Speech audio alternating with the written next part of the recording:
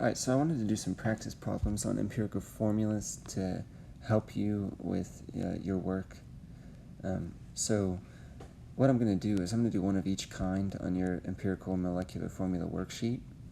So I'm going to start with number 1, and then I will do number 6, and then I will probably go to the back and do number 9 on the back. So starting with number 1, it has C6H6, and it says write the empirical formula for the following compound. So we have to write the empirical formula for C6H6. All you have to do for each of these is kind of break it down like it is a fraction. So if you had 6 over 6, what can you simplify that to? Well, 1 over 1. So the empirical formula for this would just be CH. Obviously, they'll be a little bit more complicated than that as you go on, but the system is the same. Number 6 says you have a compound with the empirical formula C2OH4, and it has a molar mass of 88 grams per mole.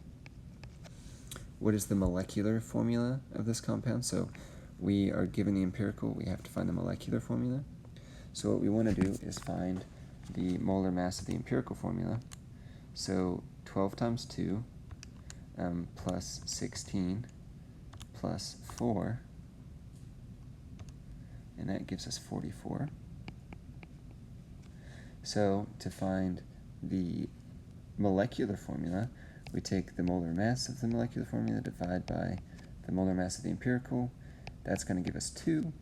So what we do is we take the empirical formula, multiply it by 2, and we'll get C4O2H8, and that is your answer. Alright, now, let's see here.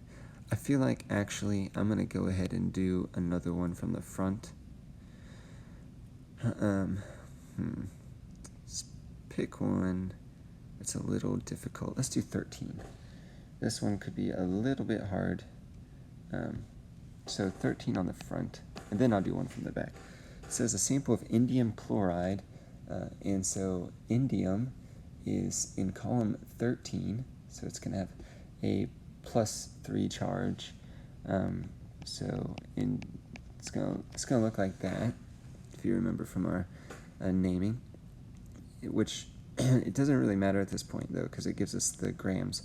It has 0.5000 grams, and it has 0.2404 grams of chlorine.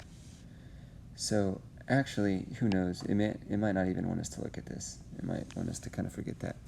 So what you'll do is you'll take your 0.2404 and divide it by your 0.5, multiply by 100, and that's going to give you the percent chlorine. So 0.2404 divided by 0.5 times 100 equals 48.08%. That's chlorine. And then 100 minus that will give us the percent indium, so 51.92% indium. It wants us to find the empirical formula, so what you do is you take your percent and convert it to grams, because just pretend like you have a 100 gram sample. So this is grams of chlorine, 51.92 grams of indium, and then what you're going to do is convert that to moles. So chlorine is 35.5, indium is 114.8, looks like, a little far away. Alright, so 48.08 divided by 35.5 is 1.354 moles. 51.92 divided by 114.8 is 0.4523 moles. Then divide by the smallest number, so 0.4523, 0.4523.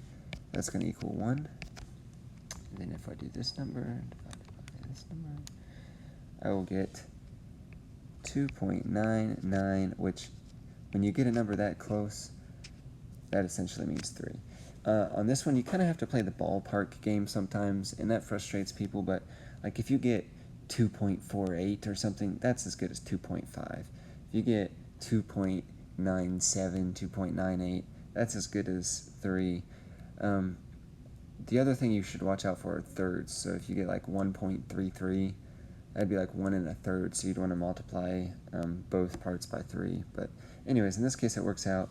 So you would have your indium chloride. Oh look, that's exactly what I had up here. But you're supposed to work it out the long way to find that. So that's how you would do one like that. Now, let's see here.